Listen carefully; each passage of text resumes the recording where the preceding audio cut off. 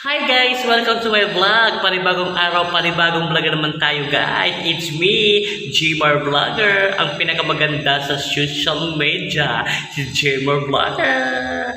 At meron po ako sa inyo i-share guys, meron po ako i-share sa inyo at may ipapakita po ko sa inyo tungkol sa Facebook, kung magkano ang kinita ko sa 1.6 million views sa ads on reel.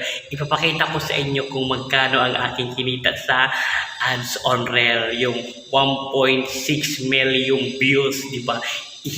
I-share ko rin sa inyo, di ba? Kasi ang sarap sa pakiramdam, di ba guys? Na kikita tayo sa Facebook, tapos sa YouTube, di ba?